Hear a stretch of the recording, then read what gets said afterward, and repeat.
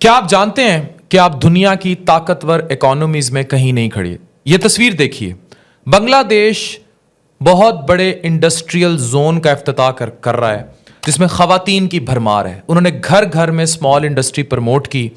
हमने अपनी 60% आबादी को घरों में बिठा कर ज़ाया कर दिया या उनको लाइनों में लगा दिया, इनकम सपोर्ट के नाम पर, भीख के नाम पर, यूटिलिटी आटे इकट्ठे करने के नाम पर या आटे के ट्रकों के पीछे।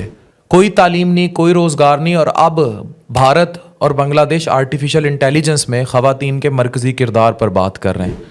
क्या आपको लगता है कि कोई ऐसा मुल्क तरक्की कर सकता है जिसकी 50 से 60% आबादी लाइनों में भीख मांगने पर लगी हो और वो लोग उसी आबादी के तबके को अपने घरों की इज्जत कहते हो? इज्जत खातून को ताकत देने से होती है और ताकत उसका हाथ है, उसका हुनर है। जरा सोचिए।